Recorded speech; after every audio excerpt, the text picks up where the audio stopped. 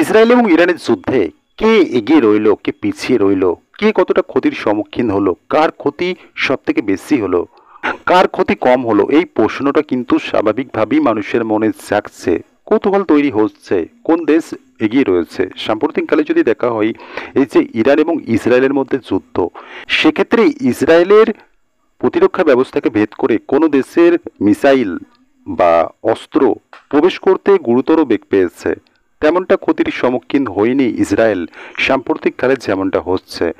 এখন কোথাও না কোথাও দেখা যাচ্ছে যে ইসরায়েলের যে প্রতিরক্ষা ব্যবস্থা, সেই প্রতিরক্ষা ব্যবস্থাকে ভেদ করে ইরানের মিসাইল কিন্তু ইসরায়েলেও ঢুকে যাচ্ছে। ইসরায়েলে ইরানের হামলার গতি আরও বেগ পেয়েছে ঠিক সেই মুহূর্তে যখন দেখা যাচ্ছে আমেরিকা শনিবার হঠাৎ করে ইরানে হামলা চালিয়ে দিচ্ছে, তিনটে পারমাণবিক ঘাঁটি কার্যত নিশ্চিহ্ন করে দিচ্ছে ইরানের। তারপরেই কার্যত ইরান একদম ঝাঁপিয়ে পড়েছে, একদম হামলা চালাতে তারা মরিয়া হয়ে উঠেছে ইসরায়েলের বিরুদ্ধে, যেহেতু তারা বিপুল ক্ষতির সম্মুখীন হচ্ছে, তিনটে পারমাণবিক কেন্দ্র কার্যত নিশ্চিহ্ন হয়ে যাচ্ছে। তো স্বাভাবিকভাবেই এক্ষেত্রে কিন্তু ইরানকে বিপুল ক্ষতির সম্মুখীন হতে হলো এই যুদ্ধে। আর অপরদিকে যদি দেখা হয়, লাগাতার কিন্তু ইসরায়েল ক্ষেপণাস্ত্র নিক্ষেপ করছে ইরানে অনবরত। ইসরায়েলের হামলায় ইরানের তেহরান শহর সব থেকে বেশি ক্ষতিগ্রস্ত হচ্ছে এবং অন্যান্য অঞ্চলগুলিও তো রয়েছে পাশাপাশি। এবং সাম্প্রতিককালে যখন দেখা যাচ্ছে যে আমেরিকা ইরানে হামলা চালাচ্ছে, কোথাও না কোথাও কিন্তু শনিবার আমেরিকা হামলা চালাচ্ছে ইরানে, রবিবার কি করছে ইরান একদম ঝাঁপিয়ে পড়ছে ইসরায়েলের ওপর। 25টি ব্যালিস্টিক মিসাইল ছুড়ছে ইসরায়েলকে লক্ষ্য করে। ভাবা যায় ব্যালিস্টিক মিসাইল তার সংখ্যাটা কোথায়, 25টা রবিবার নিক্ষেপ করছে ইসরায়েলে। তো স্বাভাবিকভাবেই কিন্তু আবার এই রবিবারের পর সোমবারে ইসরায়েল আবার পূর্ণ প্রস্তুতি নিয়ে হামলা চালিয়ে দিচ্ছে সেই পারমাণবিক ঘাঁটিতে, যেটা কার্যত দাবি করা হচ্ছিল সাম্প্রতিককালে যে আমেরিকার হামলা। সেক্ষেত্রে তিনটে পারমাণবিক ঘাঁটি ফোর্ডো, নাতাঞ্জ, ইস্পাহান, এই তিনটে পারমাণবিক ঘাঁটির মধ্যে একটা বেঁচে গিয়েছে, ক্ষতিগ্রস্ত হয়েছে, কিন্তু পুরোপুরি ধ্বংস হয়ে যায়নি, সেটা ফোর্ডো। তো স্বাভাবিকভাবেই সেখানে কিন্তু হামলা চালাচ্ছে, একদম পুরো দমে হামলা চালিয়ে দিচ্ছে ইসরায়েল। সোমবার ইসরায়েলের হামলায় ইরানের 6টি বিমান ঘাঁটি কার্যত ধ্বংস হয়ে যাচ্ছে। ইসরায়েল দাবি করছে ইরানের 6টি বায়ু ঘাঁটিতে তারা হামলা চালায় এবং সেখানে বিপুল ক্ষতির সম্মুখীন হতে হচ্ছে ইরানকে। সেক্ষেত্রে ইরান 15টি যুদ্ধ বিমান হারাচ্ছে, অর্থাৎ 15টি যুদ্ধ বিমানকে পুরোপুরি ধ্বংস করে দিচ্ছে ইসরায়েল। এবং পাশাপাশি তার মধ্যে তো হেলিকপ্টার বা অন্যান্য জিনিসপত্র রয়েছে।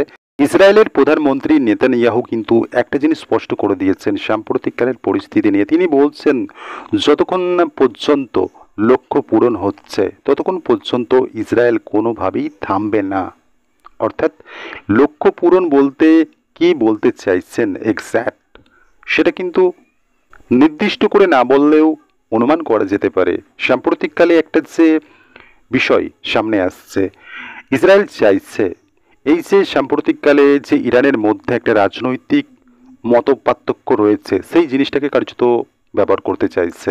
ইরানের ভিতরে বর্তমান ইরানের সরকারের বিরুদ্ধে গণ অভ্যুত্থানের মতো একটা জিনিসকে খাড়া করার চেষ্টা করছে ভিতরে ভিতরে ইসরায়েল। তো স্বাভাবিকভাবেই সেক্ষেত্রে এই যে সাম্প্রতিককালে যিনি ধর্মগুরু রয়েছেন আয়াতুল্লাহ আলী খামেন, যারা তার সমালোচক রয়েছেন, বিরোধী রয়েছেন, কোথাও না কোথাও সেই সমস্ত শক্তিগুলোকে কিন্তু ইসরায়েল ভিতরে ভিতরে অক্সিজেন দিচ্ছে। যেমনটা সাম্প্রতিককালে এই যে জাল বিশ্বনো ইরানের মধ্যে, মোসাদের একটা জাল বিস্তার করে দেয়া ইরানের মধ্যে বিভিন্ন সেক্টরে বিভিন্ন গুরুত্বপূর্ণ প্রশাসনিক পদে। তো সাম্প্রতিককালে কিন্তু এই বিষয়টাতেও নজর দিয়েছে ইরান। তারা তো সাম্প্রতিককালে একজনকে গ্রেপ্তার করছে, তারপর কি করছে, ফাঁসিয়ে দিয়ে দিচ্ছে। এই বিষয়টা নিয়েও কিন্তু ইরান যথেষ্ট চিন্তিত রয়েছে, কারণ তাদের ভিতর থেকেই ঘোকলা করে দিচ্ছে ইসরায়েল কোথাও না কোথাও এই মোসাদের মাধ্যমে। তো স্বাভাবিকভাবে সেই জিনিসটাকেও কিন্তু তারা ড্যামেজ কন্ট্রোল করতেও একটা পদক্ষেপ গ্রহণ করছে। আর অন্যদিকে তো বাইরে থেকে হামলা চলছে ইরানে। আমেরিকার হামলার পরও কার্যত ইরান কিন্তু কোথাও না কোথাও দমে যাচ্ছে না, বিষয়টা এমন জায়গায় পৌঁছাচ্ছে। অর্থাৎ এই যে আমেরিকার হামলা, তো স্বাভাবিকভাবেই এক্ষেত্রে কিন্তু একটা জিনিস হয়তোবা আমেরিকা আশা করেছিল যে যেহেতু তারা হামলা করছে ইরানে, সেক্ষেত্রে ইরান হয়তোবা এই যে যুদ্ধবিরতি চুক্তি বা পারমাণবিক চুক্তি, সেই জিনিসটাই তারা সম্মত হয়ে যাবে। বিগত দিনে যে জিনিসটাই তারা সহমত পোষণ করছিল না, সম্মত হচ্ছিল না চুক্তি করতে, তো স্বাভাবিকভাবেই আমেরিকা হয়তো বা এই জিনিসটা অনুমান করেই হামলাটা চালাচ্ছে, এবং সেক্ষেত্রে দেখা যাচ্ছে ইরান কিন্তু হিতের বিপরীত হয়ে যাচ্ছে। অর্থাৎ তারা কিন্তু ইতিমধ্যে বিশ্বের দরবারে ছুটোছুটি করছে। একদিকে দেখা যাচ্ছে আমেরিকাকে সমর্থন করছে ফ্রান্স, অপরদিকে দেখা যাচ্ছে চীন সমালোচনা করছে, রাশিয়ার সমালোচনা করছে। তো স্বাভাবিকভাবেই কিন্তু সাম্প্রতিককালে আবার দেখা যাচ্ছে ইরান ছুটছে, রাশিয়া ভিতরে ভিতরে যে একটা বিরাট কিছু করার পরিকল্পনা ইরান করছে, সেটা তো বলার অপেক্ষা রাখে না।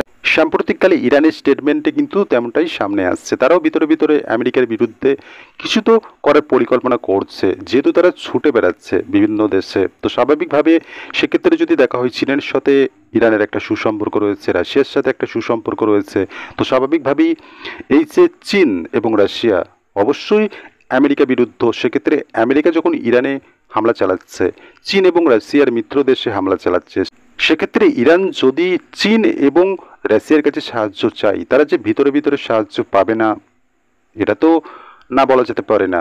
স্বাভাবিকভাবেই সেক্ষেত্রে কিন্তু এই যে সাম্প্রতিক কালের পরিস্থিতি, সেটা কিন্তু আরও জটিল রূপ নিচ্ছে, জটিল আকার নিচ্ছে। ইরান হয়তো বা একটা চরম পরিণতির দিকে অগ্রসর হচ্ছে। সাম্প্রতিককালে যদি দেখা হয় এই যে গাজা বর্তমান পরিস্থিতি, অনেক দেশই চেয়েছিল ইসরায়েলকে রোখার, কার্যত ইসরায়েলকে গার্ড দিয়েছিল আমেরিকা। ইসরায়েল গাজায় লাগাতার পদক্ষেপ গ্রহণ করেছে, যেগুলো তার উচিত বলে মনে হয়েছে তাদের, সেগুলোই করেছে, এবং কার্যত আজ হামাস পুরোপুরি গাজায় নিশ্চিহ্ন হয়ে গিয়েছে। এবং সাম্প্রতিককালে যদি দেখা হয় এই যে ইরানের যুদ্ধে, ইসরায়েলের সাথে ইরানের যুদ্ধ, সেক্ষেত্রে কিন্তু ইসরায়েলকে গার্ড দিচ্ছে বলা চলে আমেরিকা। সেক্ষেত্রে ইরান এই যে একরোখা জেদ তাদের যে আমেরিকার বিরুদ্ধে যাবে বা ইসরায়েলের বিরুদ্ধে যাবে, তো স্বাভাবিকভাবেই এটা তাদের কতদূর অগ্রসর করবে নাকি অবনতির দিকে ঠেলে দেবে, সেটা তো শুধু সময় বলে দেবে।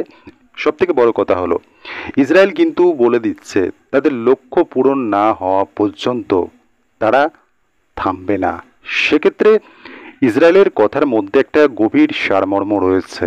নিঃসন্দেহে কিছু তো অপেক্ষা করছে ইরানের জন্য, এবং বিরাট কিছু তো অবশ্যই করবে ইরানে ইসরায়েল, এটা তো নিশ্চিত। যেহেতু তাদের এই জিনিসটার ক্ষেত্রে এই যে যুদ্ধ, এটা আত্মরক্ষার্থে, অস্তিত্ব রক্ষার্থে ইসরায়েল লড়ছে, তারা তো কোনোভাবেই এই জিনিসটা ছাড় দেবে না বা ছাড় দেওয়ার প্রশ্নই আসছে না। যেহেতু যে বিষয়টাতে, যে শত্রুর হাতে অস্ত্র এলে ইসরায়েলের অস্তিত্ব সংকটে চলে যাবে, সেক্ষেত্রে সেই জিনিসটা ইসরায়েল যে কোনোভাবেই কোনো মতেই হতে দেবে না, এটা তো নিশ্চিত।